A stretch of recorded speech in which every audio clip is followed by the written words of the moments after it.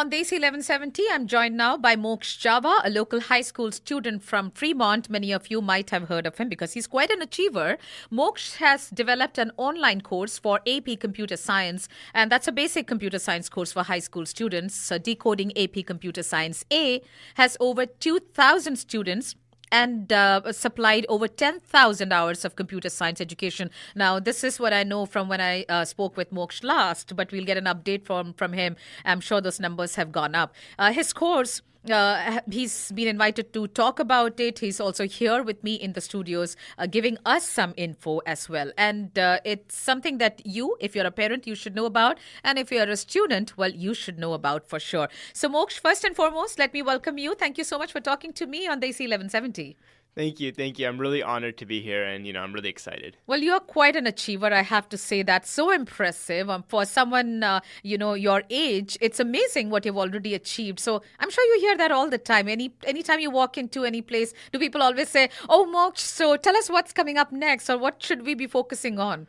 Yeah, I hear that a bit, but I think, generally in this area as well, there's so many people doing amazing things, and it's just, pursuing your passion and doing what you like to do, and that's really what I've been doing. Okay, so let's start with, I want to get to your course in just a bit, but I want to start by asking you about, now, you are in high school. What would you say is the best age or the right age for children to start learning or dwelling into programming computers? I think the ending stages of elementary school is the best idea, because then you can really start to form the logic behind computer science. I think that a lot of people look at computer science as something that's really complicated. You're like learning a new language.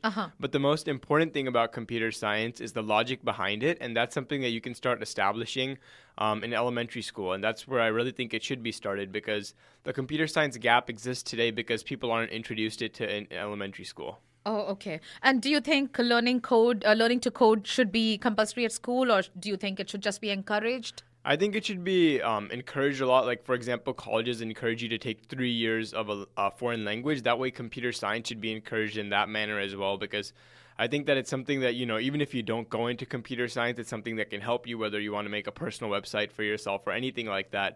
So I think that computer science is something that can always come in useful, but I don't think it should be forced, because, there's some people who may be really against it, and it's not good to force them into it. Okay, yeah, makes sense. So what would you say? I mean, I know now that you say that it should be something that's encouraged, maybe not force them into it, but what would you say are the advantages or the disadvantages of learning to code at an early age? Well, I think maybe one of the few disadvantages, I guess, is that I guess it could kind of confuse you. It could kind of annoy you, pester you, things like that. But that's extremely unlikely. Of course, I think that learning computer science at an early age is, something that will help you establish some logic, help you, connect the dots in your brain and things like that, and really expose you to a different world where, you can start solving problems by sitting behind a computer screen rather than having to do things physically like you would have to do like 50 years ago.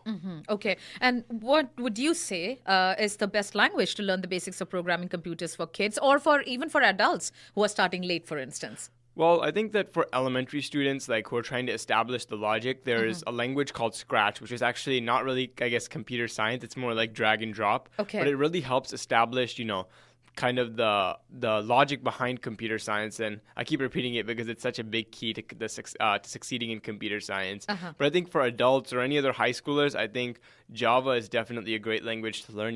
There's so many resources available for it online, and it's definitely very popular, so you can definitely get a lot of help and things like that. Do you have a current role model in the field? Yeah, I kind of admire. I don't really admire like core computer science programmers. Okay. I'm interested in computer science programmers who use their engineering skills to build things, and then they just like have other people help them grow it. So I definitely admire Elon Musk, because he has so many talents. Who doesn't? Very true. He has a lot of good background in different fields of engineering, and I think that he's used that very well to start all of his different ventures. And then he's gotten people, because he knows that there are people in the world who are smarter than him, and he's gotten them to work for him and help him grow his vision. Okay. Now I want to get to your course, but here's one more question before that. And I also want you to tell us about your TED Talk. That was so impressive. Thank you for sharing that video with me.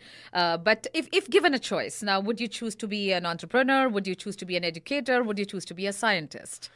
I would choose to definitely be an entrepreneur because I think, with an entrepreneur, things are so wide open for you. You can really become what you want. And I think that you can really do what you want. So even when I'm an entrepreneur, I can be an educator still. Yes. I can still be a scientist. I can mix them together. And that's the great thing about being an entrepreneur. You really do what you want to do and you're able to at least try to have the impact that you want to have. You have all the answers. Do you ever find yourself looking for answers or floundering? I don't think so. Let me answer that for you.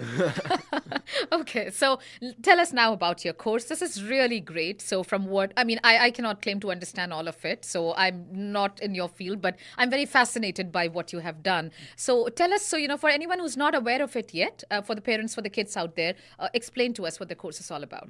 So the vision behind the course is that AP Computer Science is kind of, as you said earlier, is the basic computer science course available for high schoolers.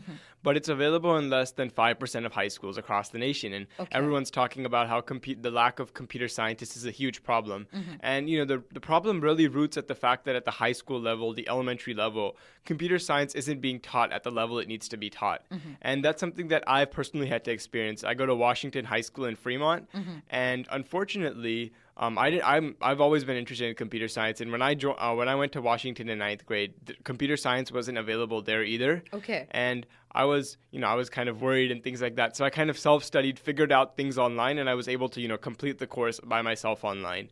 And, that really made me think, why can't my friends do that as well? And the thing is, people really get confused by computer science. The stereotypes behind computer science prevent them from learning what they want to learn. So I was kind of inspired to create an online course, kind of like a Khan Academy for AP Computer Science, because I didn't find one that existed. So that my friends and eventually people across the world would be able to use this course in order to succeed. And I think that it's basically the way I would describe it. Yeah, the Khan Academy for AP Computer Science.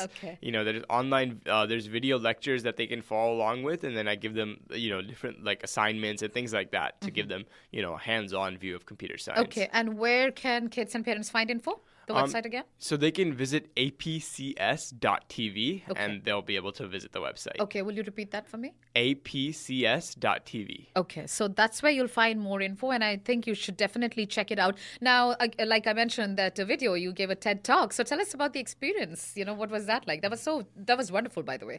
Yeah, so I gave a TED Talk recently at Doherty Valley High School in San Ramon. And I think it was definitely an interesting experience because I've always liked public speaking, but you're definitely nervous when you know someone's recording you and it's going to go online and things like that. You didn't look it, you didn't sound it, by the way, just to let you know. Yeah, I was just, it was kind of when I got up there, I was kind of, I kind of planned what I was going to say, but then I kind of just started telling people my story. And I think that's what's so great about TED Talks. You're just telling your story. So it's really comfortable. And it's something that, I felt confident telling because I've told people this, thousands of times. Okay, well, that was amazing. I couldn't, if you hadn't said it, I still find it difficult to believe that, you were nervous up there because you didn't show it at all. So amazing. Here's one final question for you. If you have just tuned in, we are talking to Moksh Jawa. He's a local high school student from Fremont, and he has shared such wonderful stuff with us. He's quite an achiever. One final question for you, Moksh, before I let you go. So, your thoughts on, everyone understands that technology these days, it's not just for us here in Silicon Valley. Everyone around the world needs it. People are using it more and more by the day. But what are your thoughts on how to educate underprivileged children, for instance, in modern technologies in developing countries or in poor nations? Well, I think that it's definitely something that needs to happen because I feel like just education overall, and especially technology education, can be so empowering, and it can really, radically change the, the prospects for any person, and especially underprivileged people. And I think that push is happening, but it needs to happen even more. And I think the problem right now is that we're having trouble teaching technology in third world countries because in a first world country like the United States, that problem already exists. But I think that's something that definitely needs to be hit on because that's going to really help the lives of a lot of underprivileged people. And I think that's really important for the future. Okay. And anything about yourself that you want to share with everyone in addition to what I've said?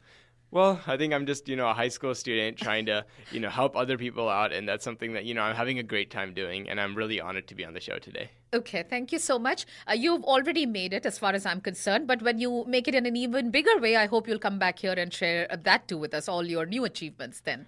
I would love to. Okay, that was Moksh Jawa, a local high school student from Fremont. And as you heard Moksh say, he's developed an online course for AP Computer Science. Now, that's a basic computer science course for high school students. Decoding AP Computer Science A already has over 2,000 students globally, and they've supplied over 10,000 hours of computer science education. And you'll find more info on my page at klok1170am.com/Desi Super Drive. Thanks once again, Moksh. My pleasure.